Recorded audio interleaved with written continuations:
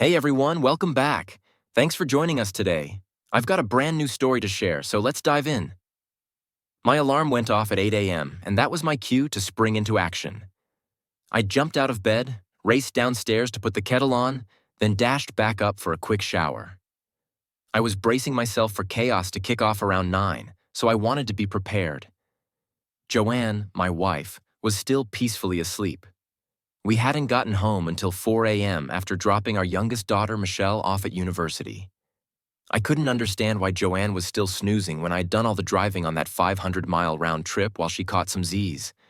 We've been married almost 25 years and have 3 amazing kids, all of whom are now in university. Our oldest, Estelle, graduated last year and is currently backpacking around the world. David is gearing up for his final year at Oxford, and then there's Michelle, who we just dropped off in Newcastle. After my shower, I hurried back downstairs, brewed some coffee, and brought it back to the bedroom. "Here you go, sleepyhead," I said. "What time is it?" she asked, sitting up. "Almost 9. Time to get moving. We don't have anything planned for today." As she sipped her coffee, I plopped 2 suitcases onto the bed and started packing my clothes. Joanne watched for a moment. Curiosity piqued. "What are you doing?" "What does it look like I'm doing, my love? Let me give you a hint. I'm taking my clothes out of my wardrobe and putting them into these suitcases. I'd call that packing, wouldn't you?" "Why are you packing? Are you going somewhere?" I would have thought this was obvious. Why are you sitting there acting like you don't know? Joanne went pale, clearly shocked. For years, she'd taken me for a fool, never suspecting I was aware of what she'd been up to behind my back. "Joanne, what do I do for a living?" "You run a security company and look after people's security, I suppose. But I don't really know. We don't talk about your work much, so I'm not sure." "Wouldn't it be more honest to say you've never cared what I do as long as you have money to spend? You've never shown the slightest interest in how I earn it. After all, I could be a bank robber." "Don't be silly. When we got married, you said you worked for a big security firm, then started your own company. I know you work long hours, but you've never told me what you do." "Yes, Joanne, I do run a security company. When friends or acquaintances ask, I tend to be vague. But the truth is, I run a detective agency. I have 20 freelance detectives working for me, each specializing in different areas. Some handle corporate fraud and background checks, others focus on computer security, and then we have what we like to call domestics." At that, Joanne turned even paler, and I thought I saw her stomach lurch. "Are you feeling all right, Joanne? If you're going to be sick, please don't make a mess on my clothes. Do you want me to get you a bowl?" "Don't be stupid. I'm not going to be sick, but I don't understand what your job has to do with your packing. Are you going on a trip that you haven't told me about?" I walked over to the dresser where my laptop was resting, opened it, and brought up a video. The images on the screen confirmed Joanne's betrayal, accompanied by the sounds of another man's moans.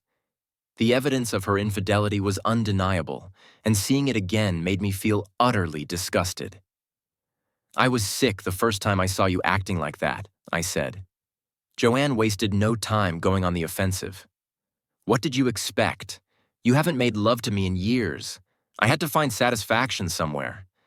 Just because you lost interest in me, did you think I should give up sex too?" I replied coldly. "I stopped making love to you when I found out about your affair with Tony and Greg, the 2 trainers at the health club. Who knows what you could have caught from them? Speaking of which, have you heard from Tony lately?" Joanne remained silent, staring at the screen. "You haven't answered me," I pressed. "Have you heard from Tony lately?" "No," she finally admitted. "Well, for your information, he was admitted to an AIDS clinic last month. If I were you, I'd go get tested." Tears filled Joanne's eyes. "You bastard! You knew and didn't say anything." "About what?" I shot back. "About you sleeping with any guy who takes a liking to you, or about Tony's condition? I don't know how long he's been infected, and since you haven't been with him in about 3 years, you're probably safe. But that doesn't mean you haven't caught something from the others you've been with." Joanne's voice cracked.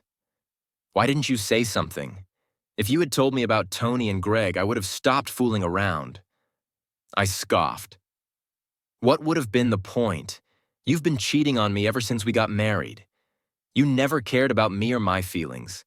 If I had confronted you, you probably would have run off with one of your lovers. And leave me with the children? No, once I found out you were sleeping around, I decided to wait until the kids had left the house. Then I'd leave you. You cold-hearted bastard! Are you telling me you've been planning to leave me the moment the children were grown? Joanne asked, her voice shaking. Not our children, Joanne. Your children. Only Estelle is mine. David and Michelle have different fathers. Don't be ridiculous, she snapped. Of course, you're their father. I doubt even you know who fathered them, I said coldly. But DNA is a remarkable thing. It took time, but I found out who their fathers are, and I've taken steps to correct things. This is absurd. You're the father of all three of our children, she insisted, her voice growing more desperate. I raised my hand, signaling her to stop. Enough, Joanne.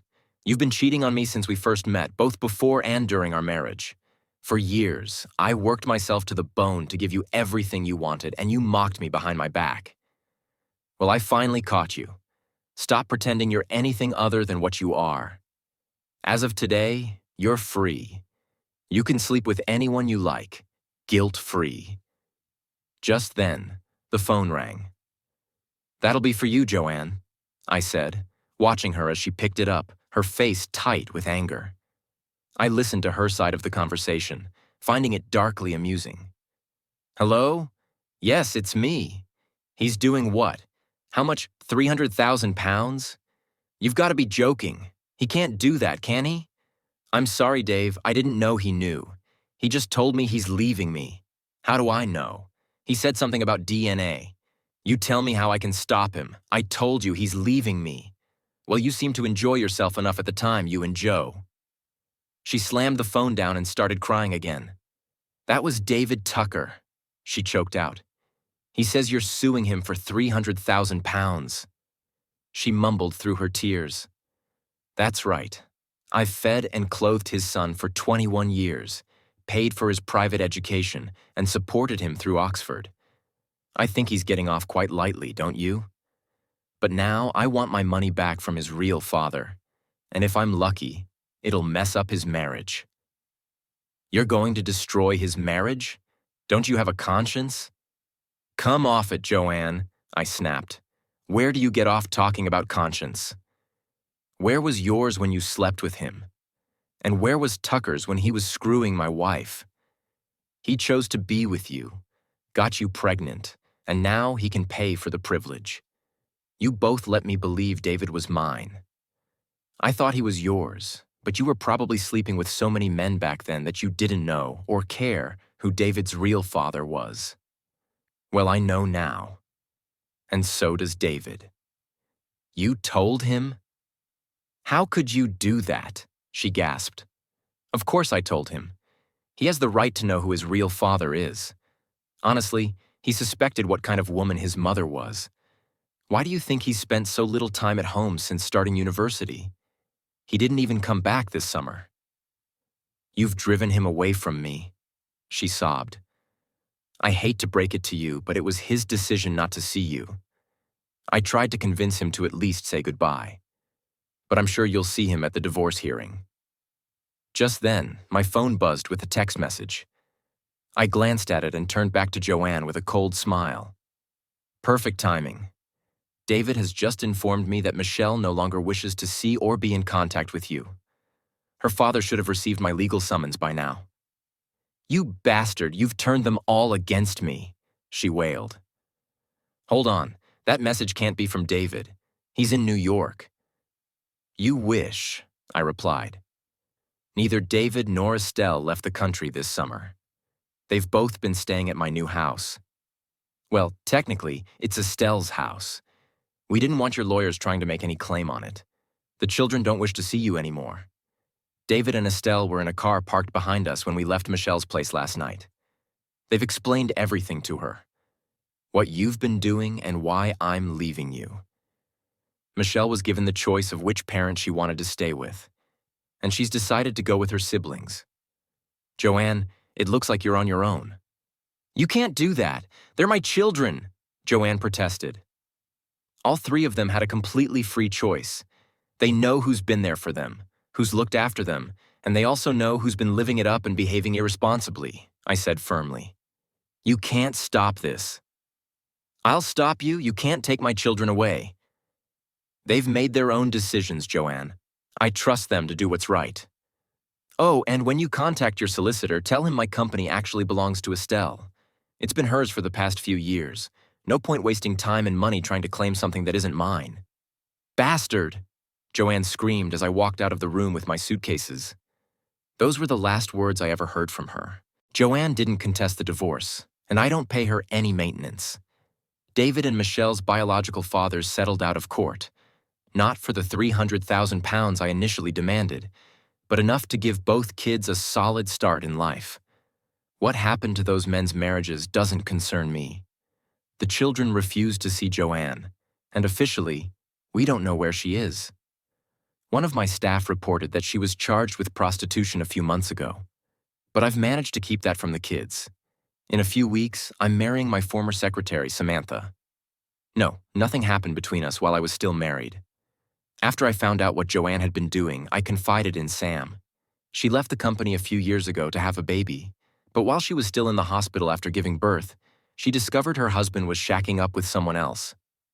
Naturally, she turned to me for support. Sam is 10 years younger than I am, but my children encouraged us to pursue our relationship.